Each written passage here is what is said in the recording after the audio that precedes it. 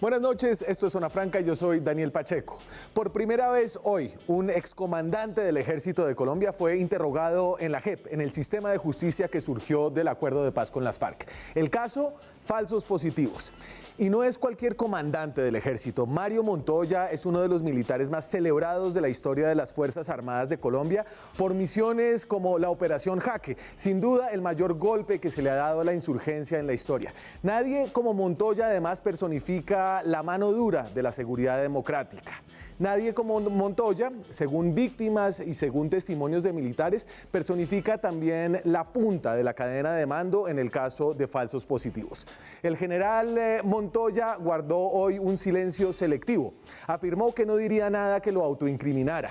Una posición curiosa en un tribunal donde la verdad es la moneda de cambio para lograr beneficios penales. Montoya siguió hoy negando su participación en los falsos positivos y buscó desacreditar las versiones de otros militares que han declarado en su contra. Esto apenas comienza y es difícil anticipar cómo saldrá este proceso, pero sí hay lecciones aprendidas de otros procesos de justicia anteriores. Y voy a hablar un poquito del proceso de los paramilitares, de la conocida Justicia y Paz, que cambiaba penas de más de 40 años por máximo 8 años de cárcel para quienes colaboraran. Este proceso lleva más de 15 años. En todo este tiempo se han proferido poco más de 50 sentencias que cobijan a poco más de 200 de los más de 2.000 paramilitares que se sometieron a Justicia y Paz. Justicia y Paz resultó pero tan lenta y vericuetuda que, como dice hoy Pascual Gaviria en una columna en el diario El Espectador, la paradoja de este sistema es que el proceso terminó siendo la verdadera condena. Esto no puede pasar con la JEP. Solo en el caso de falsos positivos hay más militares en la JEP que paramilitares en Justicia y Paz. En la JEP además hay miles de exguerrilleros de las FARC y una lista cada vez más variopinta de políticos, civiles y exfuncionarios. El caso de Montoya será clave para mostrar cómo funciona esta justicia transicional cuando el propósito de sus sometidos sugiere ya una estrategia de defensa dilatoria mientras se disfruta de la libertad. Aquí arranca Zona Franca.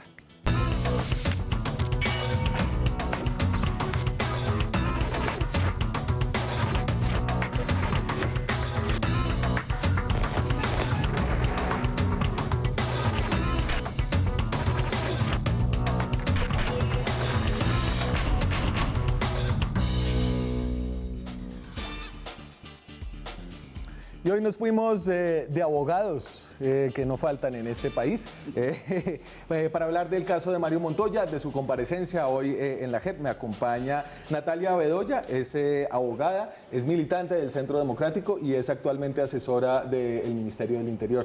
Un gusto que esté por aquí, Natalia. Hola, Daniel, un saludo muy especial para ti, para mis compañeros de la mesa y por supuesto a todas las personas que nos están viendo en este momento.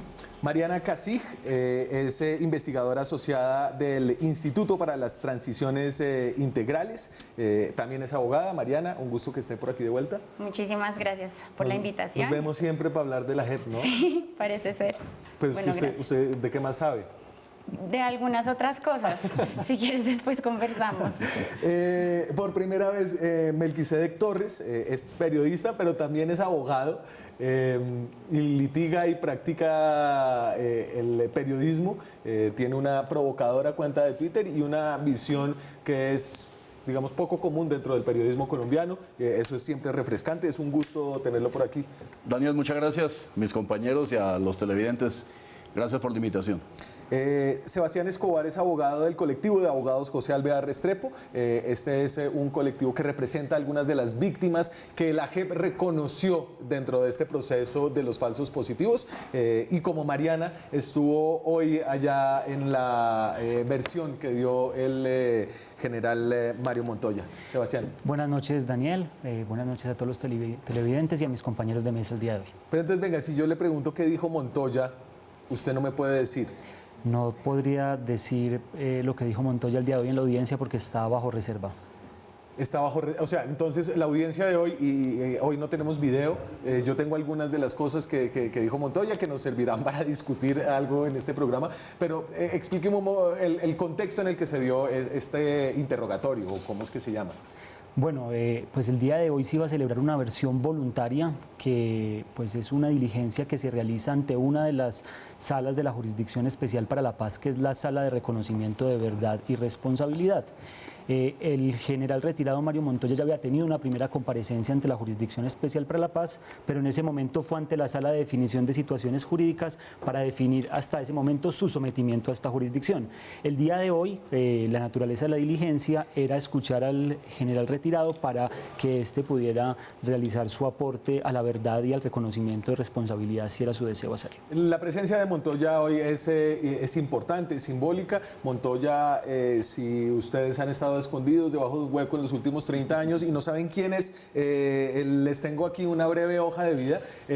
Yo decía al principio, es uno de los militares más celebrados que ha tenido las Fuerzas Armadas, más celebrados y más vilipendiados también. Entonces tiene esta doble cara.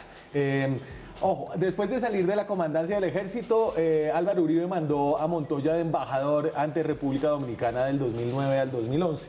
De allá se tuvo que devolver cuando la Corte Suprema, si no me equivoco, y ustedes me ayudan, la Corte Suprema le abrió una investigación por el tema de falsos positivos. Mariana, ¿sí? Oh, ok. Tiene dos. Tiene 4. Claro, tenía. Pero en ese momento, listo. En ese momento tenía 2 y al pasar a la JEP, entonces esos casos los asume la JEP. Y ahorita explicamos todo eso, paso la hoja de vida. Comandante del ejército, es decir, básicamente es el número 2 en las fuerzas militares, solo tiene por encima el comandante de las fuerzas militares, pero dentro de las fuerzas militares el ejército es la fuerza más grande, más poderosa, con más plata, con más poder operativo y que fue, digamos, protagonista durante la seguridad democrática. Fue comandante del ejército del 2006 al 2008. Lideró operaciones como Jaque, el rescate de los 15 secuestrados, Fénix, la muerte a Raúl Reyes, que se ordenó pues hacer al otro lado de la frontera con Ecuador, y la operación Orión en Medellín para controlar la Comuna 13. Operaciones, algunas de ellas, especialmente Orión, donde hay serios señalamientos e investigaciones por violaciones de derechos humanos. Luego, entonces, Montoya es acusado por la Corte Suprema de Justicia por el delito de omisión al supuestamente permitir la acción de paramilitares en la Operación Orión del 2016, y ahí se tiene que volver de República Dominicana.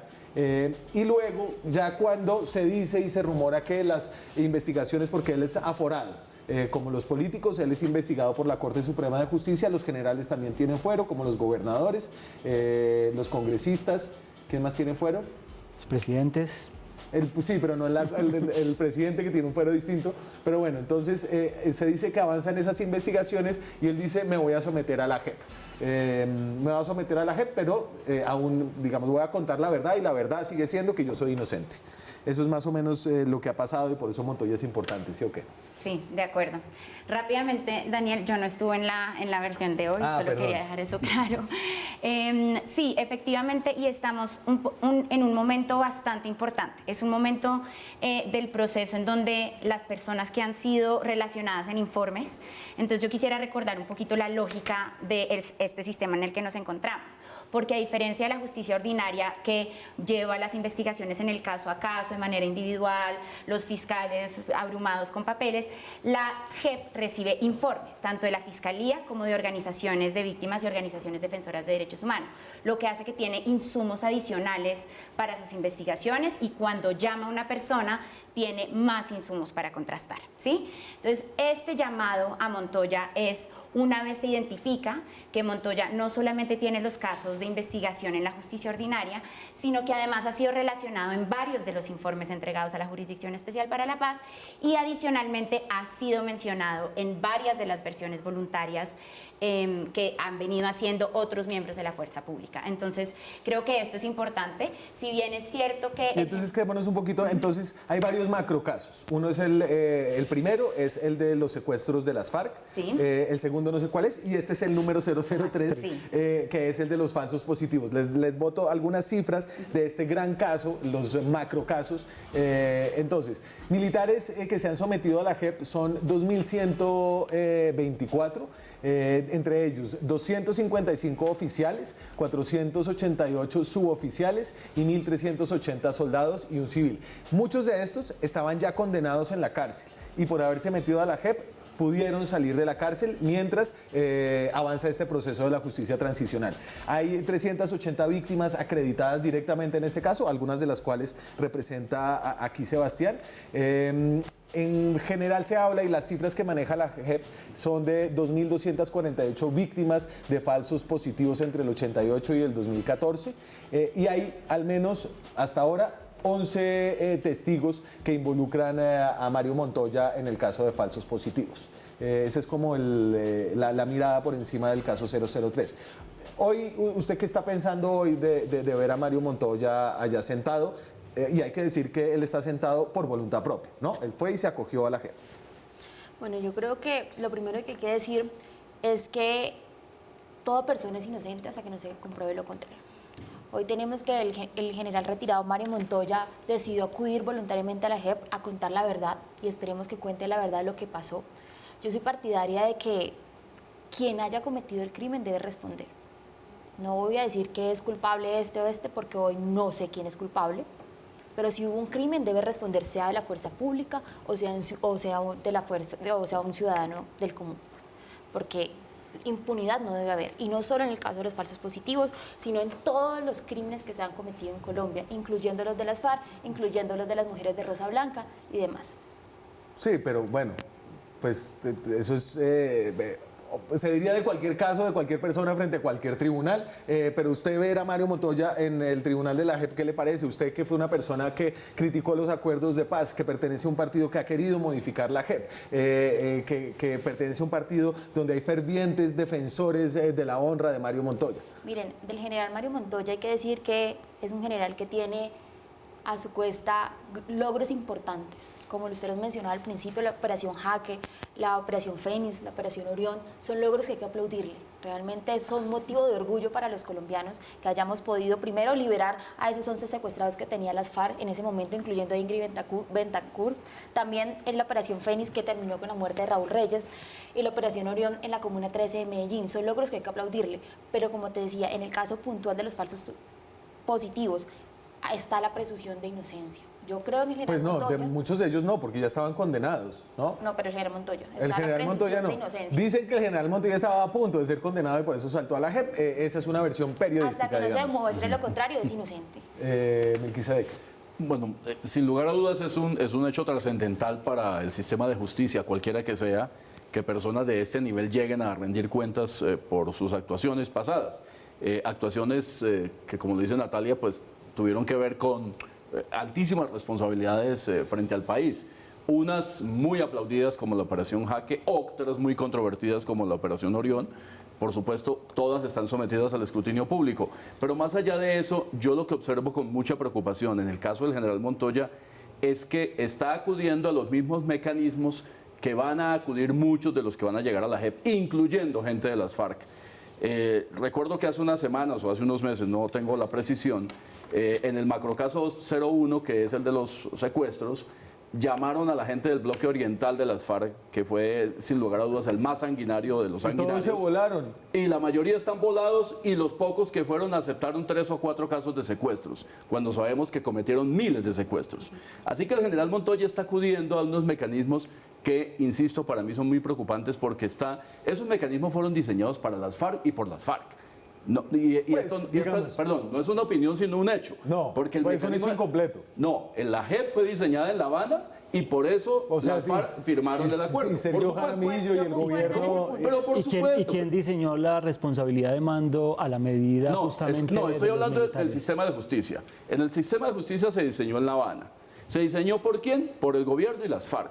¿Y quién lo firmó? Las FARC y el gobierno. El acuerdo de La Habana contempla a la JEP. No lo diseñó el Congreso, no lo diseñó un mecanismo popular o un mecanismo de representación de los colombianos. Así que ese mecanismo se diseñó para el beneficio de las FARC. Y quienes están acudiendo hoy, como el general Montoya y como tantos otros y como esos militares que han acudido, están acudiendo a disfrutar de los beneficios que les diseñó este mecanismo. A mí eso no me gusta. A mí me gustaría que el general Montoya y que Timochenko y que todos los altos personajes de este país que han tenido responsabilidades en los gravísimos crímenes que se han cometido estuvieran sometidos a un sistema mucho más estricto. Pero ese mecanismo lo diseñaron a gusto de las FARC y estas personas están haciendo uso del mismo mecanismo. Y entonces voy a saltar, como usted no puede decir qué fue lo que pasó, yo voy a mí me filtraron algunas de las frases que dijo Montoya hoy. Y digamos que advierto que estas frases carecen de todo el contexto de la declaración, nos dan algunas miradas y entonces tómenlas de esa manera porque no tengo la declaración completa de Mario Montoya. Voy con la primera. Considero que esto, hablando de los falsos positivos, nunca debió haber sucedido y nunca debe repetirse. Mis subordinados y subalternos eran personas mayores debidamente capacitadas bajo el derecho operacional. Demostraré que las instrucciones impartidas por mí a mis subordinados fueron ajustadas a la Constitución, la ley, los manuales operacionales y al DIH. Y volvamos acá. ¿Usted ahí qué agarra? No, pues me gustaría primero saber si sí lo dijo. No sé si me lo puede confirmar. pues no, ya es una buena fuente. Ya esto es de público conocimiento. Bueno. Y pues lo que yo veo ahí es que el general retirado Mario Montoya está trazando obviamente una estrategia de defensa, como tiene derecho. Sin embargo, pues también creo que los hechos, y en particular la existencia de una cantidad supremamente alta de muertes cuestionadas al ejército, no solamente durante su comandancia en el año 2006 y 2008, sino también en el año de la comandancia del Comando Caribe Conjunto número 1, durante la comandancia de la Primera División del Ejército, durante la comandancia de la Cuarta Brigada con sede en Medellín. Estamos hablando incluso de que aquí hubo traslado de esa práctica en todas las unidades militares que él comandó. Entonces, pues por supuesto que allí hay un escenario de defensa, el cual tiene derecho, pero esto contrastado con la realidad a mí me parece pues sumamente preocupante. Y esto también lo que quiero señalar frente a algo que tú planteabas con relación a la naturaleza de este escenario de justicia. Por supuesto que la JEP contempla dos tipos de procedimientos, contempla uno con reconocimiento de verdad y responsabilidad y contempla también un procedimiento para aquellas personas que no quieran pues reconocer responsabilidad. Sin embargo, también las personas que se someten a la jurisdicción cumplen o firman un acta con una serie de compromisos a los que se han definido régimen de condicionalidad. Y el incumplimiento de esos compromisos en los cuales se establece clara y expresamente la obligación de decir la verdad, la reparación de las víctimas y no repetición en los hechos, quien los incumple está sometido eventualmente a la pérdida de beneficios. Claro, pero eso ha sido pues letra muerta. Hemos visto a los excomandantes de las FARC ejerciendo como congresistas con un proceso de reparación incompleta que realmente nunca ha tenido. Los han venido sacando. No, a los que se volaron. Por supuesto. ¿No? Pero entonces lo sacaron después de que se volaron, ¿no? Me gustaría aclarar dos cositas. Entonces, lo primero es que efectivamente es una justicia negociada que se crea en una mesa de negociación. Pero no debemos olvidar el proceso de democratización que vivió el Acuerdo de Paz.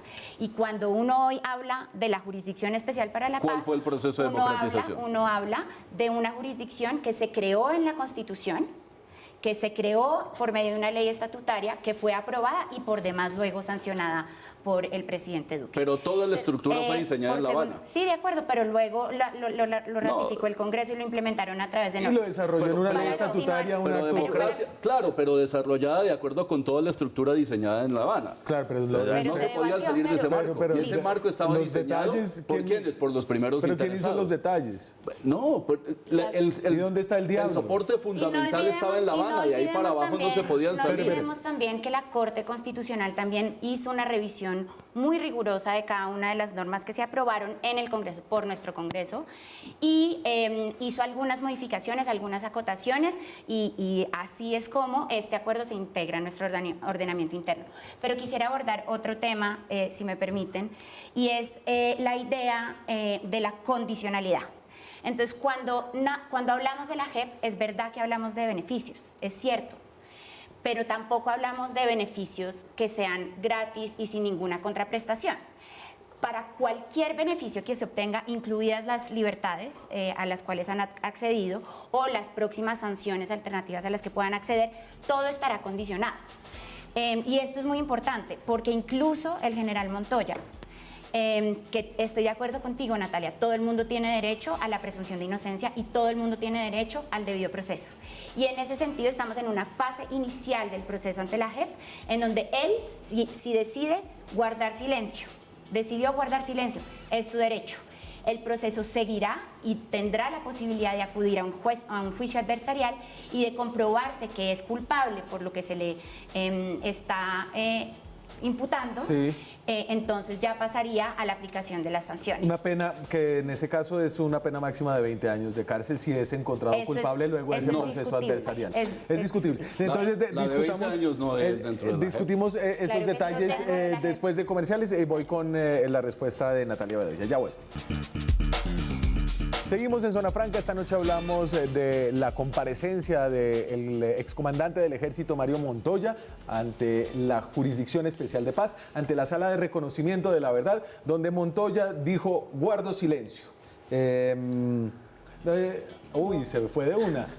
Bueno, conociendo el contenido de las versiones voluntarias y de nuevo, para los que acaban de llegar, aclaro que esto es algunas apartes del testimonio de Montoya que se han filtrado de una audiencia que era reservada. En este momento todavía no deberíamos tener acceso a este tipo de versiones porque son versiones iniciales, ¿cierto? Conocido el contenido de las versiones voluntarias, observo con extrañeza que a los comparecientes de manera insistente y reiterada se les ha preguntado por mi desempeño como comandante del ejército, a pesar de que ninguno se desempeñó o funcionó como mi subordinado. Y después termina: con todo respeto y toda consideración, haré uso a mi derecho a guardar silencio. Hágale. Pido la palabra. Bueno, Mariana nos dice que el proceso de paz con las FARC, un proceso de democratización. Yo no entiendo cuál es el proceso de democratización que tuvo. Me tengo que ir. No podemos decir democratización cuando se burlaron de la voluntad popular, se burlaron de la voluntad del pueblo colombiano que dijo no al plebiscito. Mariana nos dice: el Congreso lo aprobó. Volvamos al contexto de la época. ¿Qué Congreso aprobó el acuerdo Santos-FARC? Un Congreso que estuvo a través de trucos políticos de mermelada. Y recordemos que el elegido por la ciudadanía. Recordemos que el presidente Iván Duque objetó muchos puntos de la JEP. Ahí llega la preocupación y concuerdo. Pero ojo, muchos de esos congresistas hacen hoy y esos partidos hacen hoy parte de la coalición del gobierno. Pero hoy no tienen la misma. Y fue un nuevo Congreso el Y que hoy no tienen la misma forma mermelada. El nuevo ministro de Trabajo, Ángel Custodio Cabrera, fue el fundador del Comité del Plebiscito en Bogotá. El señor nuevo ministro de Salud participó como miembro de Cambio Radical en la aprobación de acuerdos que hoy usted critica. Entonces, ¿nos vamos a ir tan lejos? Porque si nos devolvemos tan lejos nos toca devolvernos a lo que está pasando ahora. Continuar. Yo concuerdo con lo que nos decía Melqui. La JEP fue diseñada por las FARC realmente. Los colombianos, el gobierno parecía que estaba en una mesa de negociación en la cual solo aprobó lo que las FARC dijo. Y teníamos grandes preocupaciones. Pero por eso es importante que Mario Montoya se siente ahí hoy, porque está avalando el sistema. ¿Cuál era una de nuestras grandes preocupaciones? Por ejemplo, las organizaciones de víctimas y de derechos humanos podrían rendir informes. Hay organizaciones que son, por ejemplo, la que representa aquí el señor que está a mi lado, son enemigos públicos del gobierno, son enemigos públicos de los militares que desempeñaron funciones en el gobierno y que tuvieron grandes logros. Y esa era una de nuestras preocupaciones, que denunciaran a personas que realmente no estuvieron involucradas simplemente por hacer ese mal. Y un momento, y mi último apunte sobre las declaraciones del general Mario Montoya. Indican lo que hemos dicho desde siempre. No hubo una política de gobierno que tuviera falsos positivos. Perfecto. Cuidado con las palabras, porque decir que alguien es enemigo público de los militares en este país es peligroso. Puede que sean enemigos públicos de los militares que han violado los derechos humanos, pero eso es una cosa distinta. No, gracias Daniel por la aclaración. En parte quería destacar eso porque me parece preocupante en un escenario de estos y ante la opinión pública ese tipo de estigmatizaciones frente a una labor de una organización de derechos humanos con más de 40 años de historia que por supuesto pues ha denunciado tanto nacional como internacionalmente los abusos del Estado y particularmente de las fuerzas militares, pero que la finalidad de esta labor ha sido fundamentalmente una contribución al Estado social de derecho y a que pues, las instituciones respeten y garanticen los derechos humanos. Muchas gracias. Yo quisiera añadir... Tenemos aquí un variadito. Dando la vuelta un poco. En todo caso, estoy de acuerdo en que no es esa el señalamiento, pero evidentemente organizaciones como la José Alberto Restrepo y tantas otras, pues tienen un indudable sesgo ideológico que las invita a trabajar de manera denodada por una sola línea para contar una sola historia del país. Y eso pasa en un lado y en otro lado, no tengo ninguna duda, y es lo que ha pasado. Y las evidencias están ahí en los 40 años de lo que han hecho. Pero más allá de eso, voy a otra preocupación que tengo con lo de Montoya. Montoya en realidad no guardó tanto silencio. Dijo 2 o 3 cosas fundamentales de lo que va a hacer, como dicen los gringos, y usted lo decía, Nicolás, en otras palabras, Sebastián, en otras palabras, la coartada. Y la coartada pues es legítima, es parte de la defensa que tiene cualquier persona. Lo que pasa es que la coartada acá en Colombia significa otra cosa. Claro, no me confunde, la coartada no es... La coartada es el plan de defensa. En Estados Unidos se le dice cuál es su coartada, cuál es su plan de defensa. Acá decimos coartada, pero digamos que es el plan de defensa. Pero lo dice claramente. Y en una cosa que dice Natalia, no había un plan sistemático del Estado. Esa es una defensa que van a tener siempre, independientemente de que exista o no exista. Pero además, porque los falsos positivos, entre comillas, están respaldados aparentemente por una política de Estado de un viejo decreto. Digo viejo en el sentido de que no era propiamente del gobierno. De las recompensas de... Y luego se establece un sistema de recompensas, que es un sistema, a mi juicio, y no tengo ninguna duda en decirlo, es un sistema perverso, porque yo puedo tener la intención, como comandante del ejército, o ministro de defensa, o presidente, de que esas recompensas sean para efectos de atacar a los criminales. Sin embargo, quienes ejecutan ese sistema de recompensas terminan desviando completamente la intención que había. De manera que ese es un elemento. Y el otro elemento que quería decir preocupante es que aquí podemos terminar, y no tengo ninguna duda que vamos a terminar en lo mismo que pasó en Justicia y Paz. Y es que muchas personas, con el ánimo de ganarse beneficios del acceso a ese sistema, de ganar su libertad, de ganarse la impunidad, van a acudir a mentiras y van a acudir a falacias y van a acudir a acusar falsamente a muchas personas. No sé a cuáles, pero evidentemente pueden terminar aquí muchos inocentes como terminaron en Justicia y Paz y tuvimos el fenómeno de los falsos testigos. Entonces, y déjeme hable, porque entonces Montoya dice voy a guardar silencio para no autoincriminarme y eso significa que se va por el lado del no reconocimiento, Mariana, ¿o no? Sí, o que su reconocimiento, o sea, si es una estrategia ya jurídica que va hacia el sistema adversarial. De acuerdo. Entonces, antes de abordar tu pregunta, Daniel, yo quisiera solo mencionar 2 cosas. Uno, que no se deberían preocupar tanto por los militares que acuden a la JEP, porque realmente ellos lo están haciendo de manera voluntaria. La JEP no se le está imponiendo a los miembros de la fuerza pública. Ellos están acudiendo de manera voluntaria. ¿Y por qué? Tú ya lo decías. Porque tienen la posibilidad de acceder, si reconocen verdad y responsabilidad y reparan a las víctimas y le rinden cuentas a la sociedad colombiana, que creo que en eso estamos todos en la misma línea. Si logran eso, entonces acceden a algunos beneficios. Y además se defienden en libertad. Sí, y se defienden en libertad. Entonces me voy a tu pregunta ahora sí, Daniel, y es el derecho del general Montoya de guardar silencio y de acceder a un debido proceso. Si él decide no reconocer verdad y responsabilidad, efectivamente se va a un juicio adversarial, en donde puede practicar pruebas y en donde... sobre todo lo que hace la JEP en este momento es entender por medio de las diferentes herramientas que tiene, y no son los diferentes colectivos de abogados o las organizaciones defensoras de derechos humanos las que toman la decisión o imponen las sanciones. También quisiera recordar esto, porque ellos no es que estén sesgados, es que su razón de ser es la defensa de los derechos e intereses de las personas que representan. Esto no estamos hablando de sesgos, es su naturaleza. Ahora bien, la naturaleza y el derecho del general Montoya es tener acceso acceso a la debida defensa y también se le está proveniendo. Y quien toma la decisión al fin y al cabo es el juez. ¿Sí? Quisiera como dejar claro ese tema. Y ya para terminar, como recordar un poco el hecho de que si él decide al final no reconocer verdad y responsabilidad, pero se prueba su culpabilidad en el marco de la responsabilidad que haya podido tener en este sistema de incentivos, que además ya todos en la mesa estamos de acuerdo que existieron. Estabas mencionando el decreto. Se va para la cárcel. Entonces, ¿qué pasaría? La JEP podría imponer una sanción de 20 años de cárcel. ¿Sí? Si él no cumple con unas condiciones mínimas, se va a 20 años de cárcel. Sí. Ahora bien, nosotros desde IFIT sí hemos dicho, pues no necesariamente, porque una persona que no reconoce verdad y responsabilidad en la JEP, pues realmente no está cumpliendo con una condición esencial. La Corte Constitucional dijo, las personas que se desmovilizan, que se acogen a un acuerdo de paz, las FARC, la condición esencial es entregar las armas. Las personas que se volvieron a armar inmediatamente salen de la JEP, inmediatamente. Para los miembros de la fuerza pública, nosotros hemos planteado esta idea de, pues si no está cumpliendo con la condición mínima, mínima de reconocer verdad y responsabilidad ante la JEP, saldría. Y eso muestra que este es un sistema todavía en construcción, hay una cantidad de demandas de precedentes que no se han establecido en una cantidad de aspectos y eso hace que sea muy confuso. Pero hay ya declaraciones en contra de Montoya. Les voy a poner lo que dijo en ese tribunal. Esto creo que es del año pasado. Del año pasado, el coronel Gabriel de Jesús Rincón, noviembre y diciembre del 2018. Ahí va.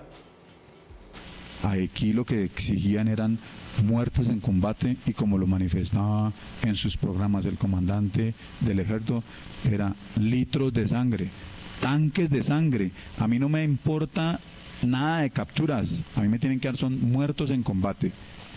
Y los muertos en combate era como diera lugar. Heridos de otras unidades que los escuchaban, pero no quedaron plasmados en esos documentos. Oiga, hermano, ¿usted por qué reporta heridos?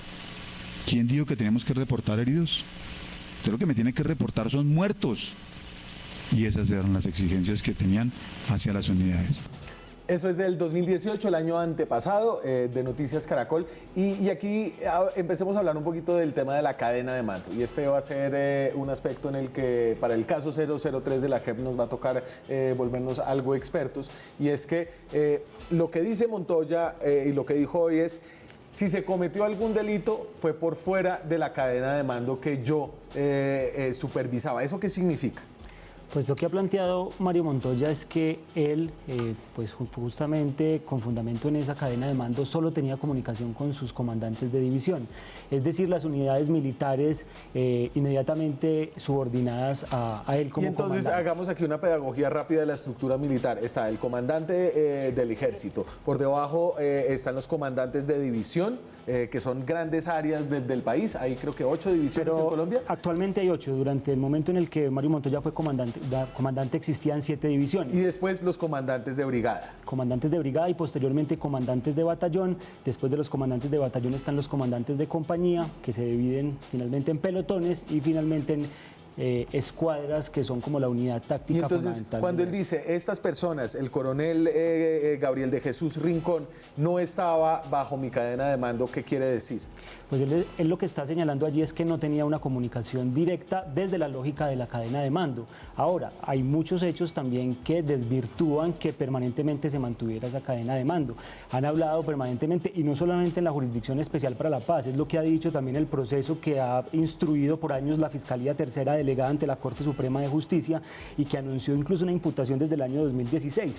Y en esas investigaciones se ha dicho permanentemente y se ha hablado de programas radiales en los que Montoya enviaba órdenes directas a sus subordinados en las que se presionaba de manera pues fuerte para que presentaran resultados operacionales. Hay incluso algunas órdenes explícitas del comandante del ejército en ese sentido. Las podemos mirar y seguimos discutiendo esto de la cadena de mando después de comerciales.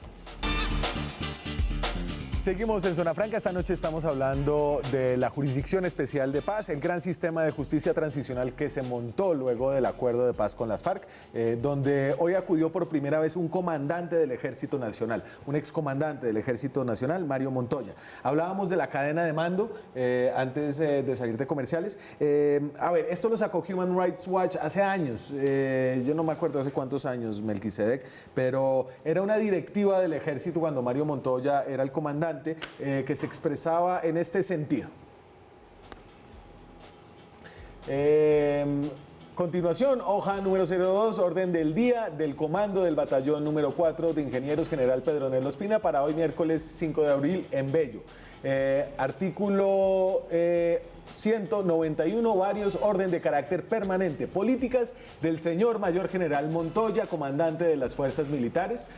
Las bajas es la mejor acción integral porque potencializa la moral de la tropa, desmoraliza al enemigo y aumenta la credibilidad de la población civil en su ejército. Las bajas no es lo más importante, es lo único. Y ahí hay todo mal, la redacción, el que ni siquiera está bien identificado, que lo identifican como comandante de las fuerzas militares, Melquisedec. Bueno, esa puede ser una defensa de Montoya, decir que eso estaba mal escrito y que no lo escribió él.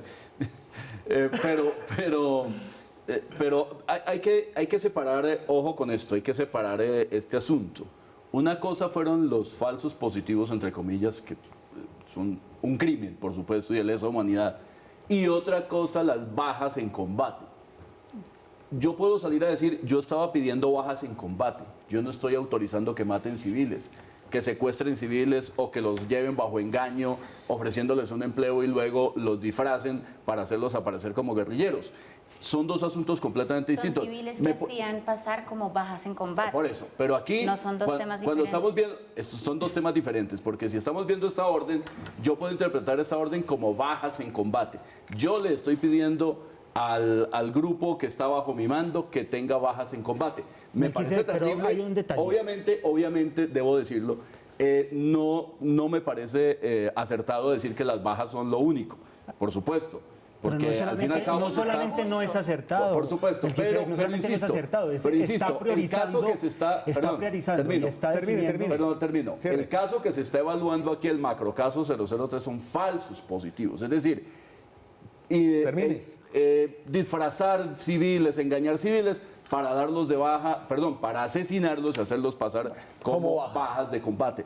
Pero Sebastián, este tipo de orden se refieren a bajas en Sebastián. combate. No, lo que pasa es que, por supuesto que la orden está redactada de esa manera, pero aquí creo que hay que advertir que en esa orden hay la priorización de un resultado operacional de entre muchos otros resultados operacionales que hay al interior de la fuerza pública. Tenemos que resultados operacionales son desmovilizaciones, desmovilizaciones, capturas y también las bajas.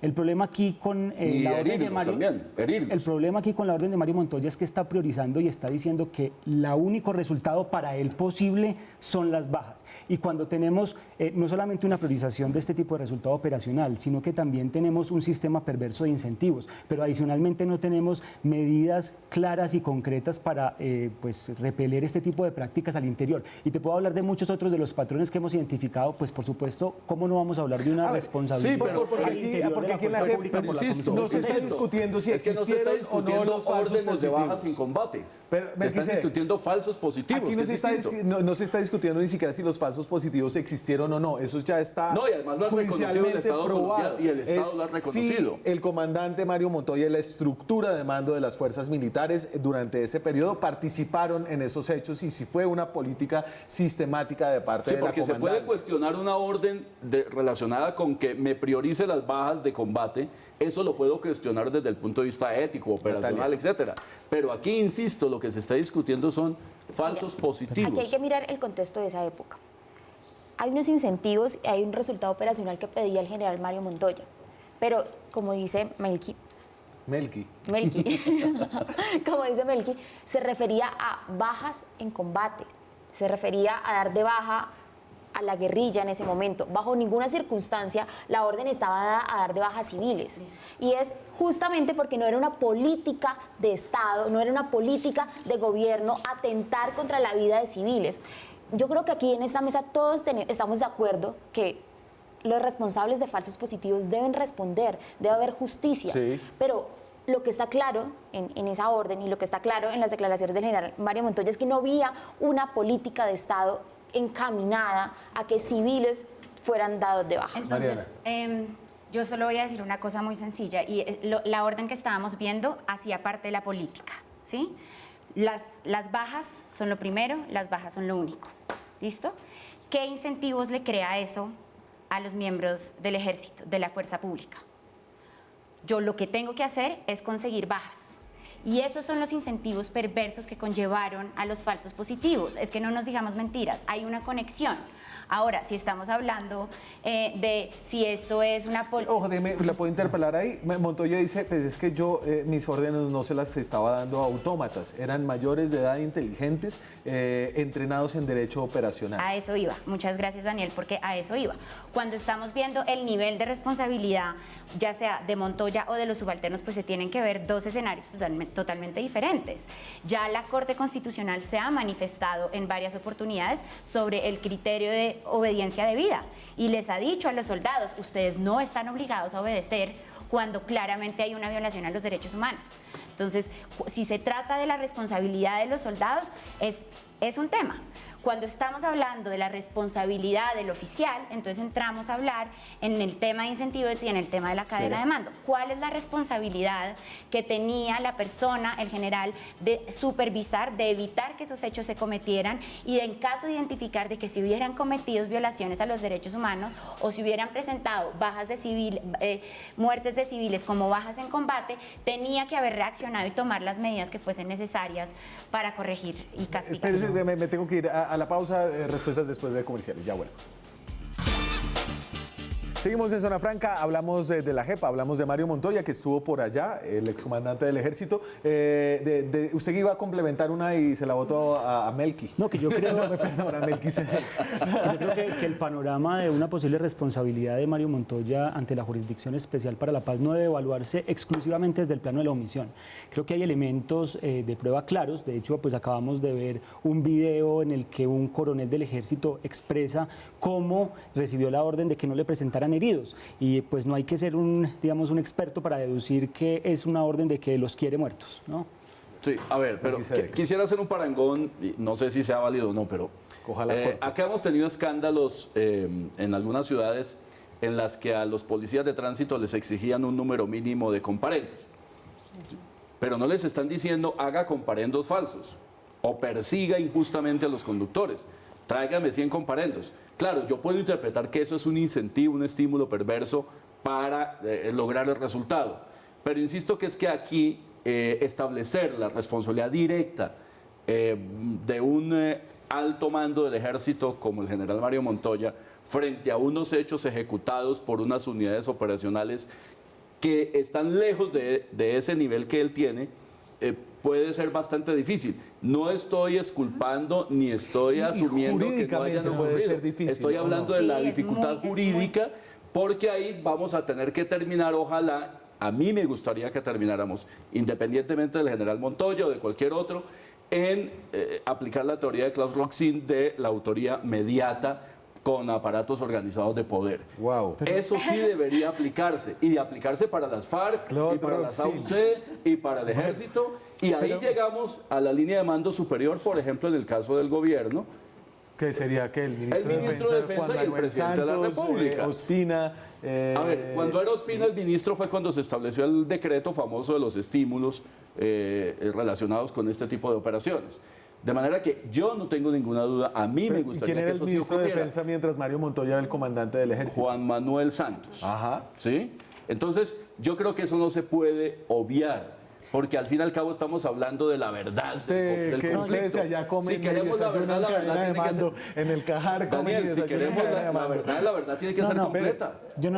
Yo lo que quiero decir es que es un error decir que detrás de los falsos positivos solamente hubo un escenario o un sistema de incentivos perverso. Aquí hubo un escenario de múltiples causas. Los incentivos, por supuesto que fue uno de esos, pero hubo competiciones de las unidades militares por ver cuál de ellas en todo el país presentaba más resultados, se vio la falta de controles, vimos los gastos de recursos, de gastos reservados del ejército para pagarle a personas que fueron reclutadores y llevaron a víctimas al lugar donde posteriormente fueron ejecutadas. Es decir, aquí hay una serie de hechos que no se reducen exclusivamente a un asunto de los incentivos y son justamente toda esa serie de factores los que nos permiten señalar que aquí hay un escenario o hay una responsabilidad clara. Claro. Y yo solo quiero recordar que es que la magnitud de este fenómeno es algo que avergüenza no solamente a las fuerzas militares de este país, sino a todos los ciudadanos, a todos los periodistas y a todos los políticos. La muerte de más de 3.000 personas, al menos ya judicialmente probadas, a manos del ejército y presentados como víctimas. Sería muy interesante, perdón una anotación, Daniel, ahora que tú dices de la magnitud. Sería muy interesante y ojalá la verdad llegara a este tipo de escenarios para que no sigamos generando... Así se volvió como la masacre de las bananeras La otra masacre vez, de ¿no? las bananeras eran 3.000 muertos, nunca supimos cuánto. Aquí nos están diciendo que 10.000 falsos positivos porque un medio de comunicación dice un informe. Porque el Guardian se comió el cuento de alguien. Y alguien nos dijo que se robaban 50 billones de pesos y todos lo dimos por hecho. Sí, entonces, yo estoy de ojalá acuerdo. tuviésemos, porque este escenario sí es, y yo veo que no tenemos el número suficiente de víctimas como para... sí, ¿Cuántas víctimas Mariana. se han presentado? La JEP presenta 2.800 y pico. Entonces, el informe que le entrega la Fiscalía General de la Nación a la JEP tiene más de 2.000 víctimas de Pero no falsos 10.000. positivos. No, ¿De no dónde salió 10.000. la cifra de 10.000? No sabría, Pero- no, digamos, no, Espere, no la espere. puse yo, pero quisiera, Sí. quisiera retomar un tema que han dicho y que me parece absolutamente pertinente, y es la idea de verdad. En este momento estamos teniendo esta conversación en la primera versión voluntaria del general Montoya. Entonces, por supuesto, estamos hablando, adelantándonos a los hechos. Pero quisiera, digamos, aprovechar este escenario para decir, la JEP lleva 2 años. ¿Sí? Lleva 2 años y está intentando reconstruir verdad utilizando diferentes herramientas, incluido este informe que le trae la Fiscalía General de la Nación y otros informes que le entregan organizaciones de víctimas. Y por supuesto, de hecho, tú mencionabas a la Ley de Justicia y Paz. Lo que terminó pasando en Justicia y Paz, a pesar de los lamentables eventos en donde efectivamente las personas decían cosas que no eran para acceder a los beneficios, lo que terminó pasando en Justicia y Paz fue un efecto dominó. En la medida en que las personas empezaban a hablar, pues los demás también empezaban a hablar porque pues ya me están exponiendo, ¿sí?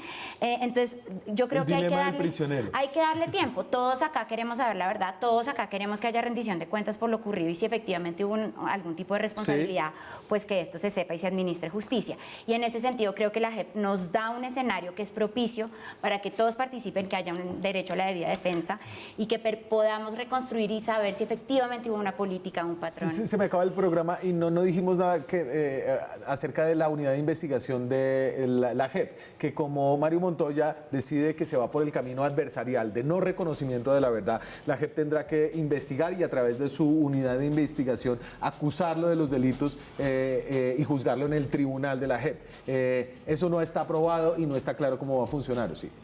Bueno, no, sí está claro el procedimiento Sí. con ausencia de reconocimiento. Aquí yo creo que lo preocupante es que llevamos 12 años desde que ocurrieron los hechos. Ya hubo una investigación perfeccionada por la Fiscalía Tercera que, como les decía ahorita, el anuncio de la imputación fue en mayo del año 2016. Y hoy llegamos a un escenario en el que esperábamos, por supuesto, desde la perspectiva de las víctimas, un reconocimiento de verdad y responsabilidad que no lo hubo. Entonces ahora nos tocará esperar a que la unidad de investigación y acusación vuelva a perfeccionar una investigación en contra de Mario Al ojo. Montoya. ¿Cuánto estamos esperando? ¿Cuándo será? Por supuesto que estamos en el segundo año de la Jurisdicción Especial para la Paz. Son 10 años prorrogables por 5 años, pero en términos generales estamos hablando que ya estamos en el 20% del periodo de operancia de la jurisdicción. De manera que esto, de alguna manera, sí es preocupante desde la O sea, perspectiva las de las víctimas que usted representan esperan más y esperaban más celeridad de este proceso.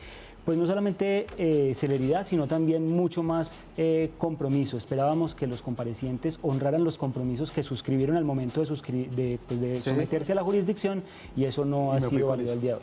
Muchas gracias, se me acabó el tiempo. Una sola anotación final. A mí me encantaría que esa misma emotividad que hay frente a los casos militares, y estoy de acuerdo con ello, exista cuando se presenten las Y FARC aquí también. lo hicimos. Y ojalá fueran públicos. Y lo hicimos con las declaraciones que Siguen dieron siendo las víctimas de reservados. secuestro, y yo siento que a esto le falta No te estoy más acusando. emoción a la JEP. Le falta más emoción, más justicia en público, que es lo Deberían que ser las esperábamos de audiencias esto. Toca públicas. darle tiempo al En proceso. Hay que vivo. darle tiempo, me fui. Estamos ahí Muchas todavía. gracias a ustedes, muchas gracias. Nos vemos mañana con más periodismo, con más debate, con más opinión. Chao. Gracias.